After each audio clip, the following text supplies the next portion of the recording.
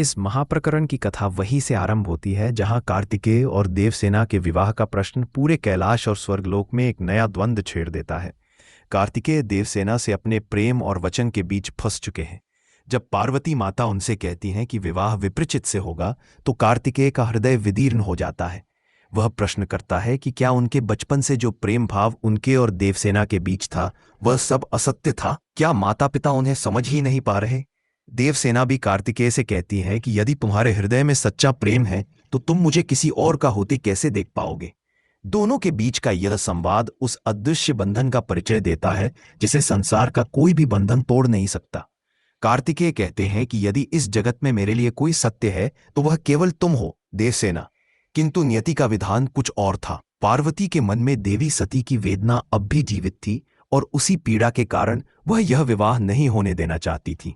उन्हें भय था कि जैसे सती और प्रजापति दक्ष के समय संघर्ष हुआ, वैसा ही अब देवसेना और देवराज इंद्र के मध्य होगा।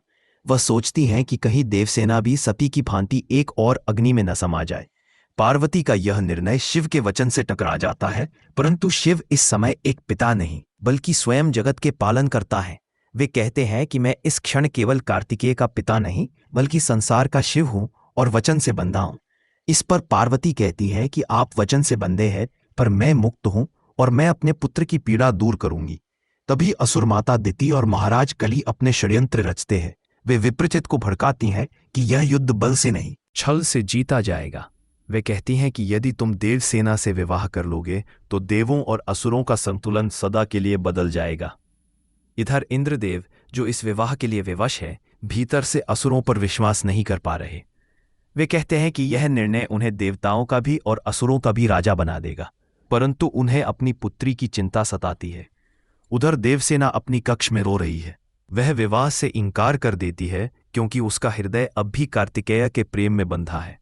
कार्तिकेय के भाई गणेश स्थिति को देखकर कहते हैं कि माता अवश्य किसी विवशता के कारण ऐसा कर रही होंगी, किंतु मैं विघ्नहर्ता हूं और यदि यह विवाह संसार के लिए विघ्न है तो मैं इसे रोकूंगा।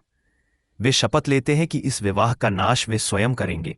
वहीं पार्वती का मन विचलित है। उन्हें लगता है कि इतिहास स्वयं को दोहरा रहा है। एक बार फिर पिता और पुत्र के बीच प्रेम और धर्म का संघर्ष आरंभ हो चुका है। वह देखती है कि जैसे पहले सती ने प्रेम के कारण सर्वस्व खो दिया, वैसे ही अब उनका पुत्र प्रेम के कारण नियति से जूझ रहा है। देवी पार्वती के मन में यह भी भय है कि यदि विवाह हुआ तो देवसेना पुनः एक त्रासदी का हिस्सा बनेगी। इस बीच महादेव शांत रहते हैं। ब्रह्मदेव चिंतित होकर कहते हैं कि यदि विप्रचित ने देवसेना से विवाह किया तो धर्म का पतन हो जाएगा, पर शिव कहते हैं महाकाल के होते काल की चिंता क्यों? इस शांति में भी शिव का निर्णय स्पष्ट नहीं होता। विप्रचित इस विवाह को अपने विजय का प्रतीक मानता है। असुर माता उसे आदेश देती है कि अब केवल अग्नि को साक्षी मानकर वचन दो। इंद्रदेव भीतर से भयभीत हैं, पर परिस्थिति के कारण मौन है। देवसेना के न आने पर सब और ओलाहल मच जाता है। गणेश को यह सब असहनीय लगता है। वे कहते हैं कि यह विवाह धर्म और प्रेम दोनों के विरुद्ध है और मैं इसे होने नहीं दूंगा। उधर पार्वती के आदेश पर देवसेना का अपहरण करने का भी विचार किया जाता है ताकि यह अनिष्ट विवाह रोका जा सके, परंतु असुर माता दिति कहती है कि हमें युद्ध नहीं, छल से जीतना है। तभी शिव पार्वती के बीच एक और विवाद उत्पन्न होता है। पार्वती कहती है कि आप अपने पुत्र की पीड़ा नहीं समझ पा रहे। शिव उत्तर देते हैं कि मैं पिता हूं, पर इस समय केवल पिता नहीं, मैं शिव हूं, और शिव कभी अपनी भावनाओं से नहीं, अपने वचन से चलता है। इस पर पार्वती दृढ़ स्वर में कहती है, तो मैं भी अब केवल शक्ति नहीं, एक माता हूं और मैं इस पीड़ा को समाप्त करूंगी। जब देवसेना के अपहरण का विचार आकार लेता है, असुर माता और विप्रचित अपने युद्ध की तैयारी करते हैं। इधर देवराज इंद्र देवसेना को समझाने की कोशिश करते हैं कि नियति से संघर्ष न करे, पर देवसेना स्पष्ट कहती है कि वह विप्रचित से विवाह नहीं करेगी क्योंकि उसका मन कार्तिकेय का है। वह रोती है और कहती है कि यदि प्रेम पाप है तो मैं इसे स्वीकार करती हूं। इस बीच गणेश का क्रोध अपने चरम पर पहुंचता है। वे शपथ लेते हैं कि विप्रचित का अंत वही करेंगे। शिव उन्हें रोकना चाहते हैं, लेकिन गणेश कहते हैं कि मैं विघ्नहर्ता हूं और इस विवाह का विघ्न बनूंगा। पार्वती के आदेश और गणेश की प्रतिज्ञा के बीच संघर्ष की रेखा गहरी होती जाती है। इधर देवसेना अपने कमरे से बाहर आने से इनकार कर देती है। विप्रचित और असुर माता क्रोधित होते हैं। असुर सेना देवताओं पर आक्रमण की तैयारी करती है। इस युद्ध की ज्वाला में अब प्रेम, धर्म और शक्ति तीनों की परीक्षा होने वाली है। पार्वती को सती का स्मरण आता है। वही अग्नि, वही पीड़ा, वही निर्णय का क्षण। कहती हैं, मैं इतिहास को फिर से नहीं दोहराने दूंगी। शिव अब भी मौन है। उन्हें पता है कि यह सब नियति का खेल है, परंतु शक्ति नियति को बदलने के लिए संकल्पित है। वह कहती हैं कि सत्य वही होगा जो मेरे पुत्र का है। ब्रह्मदेव चिंतित हैं कि यह संघर्ष ब्रह्मांड को अस्थिर कर देगा। तभी देवी सिद्धि देवी को उपदेश देती हैं कि जीवन में विपत्तियों से भागने का नहीं, उनका सामना करने का मार्ग खोजना चाहिए। यह वाक्य इस प्रसंग का सार बन जाता है, क्योंकि अब हर पात्र अपने निर्णयों के परिणाम का सामना करने जा रहा है। युद्ध, छल, प्रेम और धर्म के इस द्वंद्व में अंततः गणेश स्वयं आगे आते हैं। वे कहते हैं कि अब यह युद्ध केवल शब्दों का नहीं, संकल्पों का है। पार्वती उन्हें आदेश देती हैं कि विप्रचित और देवसेना के विवाह को रोकने के लिए जो भी उचित लगे वह करें। इस आदेश के साथ कहानी अपने चरम बिंदु पर पहुंचती है, जहां महादेव की शांति, पार्वती की करुणा, कार्तिकेय का प्रेम, गणेश का साहस और देवसेना की पीड़ा सब मिलकर एक ऐसे अध्याय की नींव रखते हैं जो शिव शक्ति के इतिहास में सदा अमर रहेगा। इस युगांतकारी क्षण में यह स्पष्ट हो जाता है कि जब प्रेम और धर्म का टकराव होता है तो देवताओं के भी हृदय विचलित हो जाते हैं।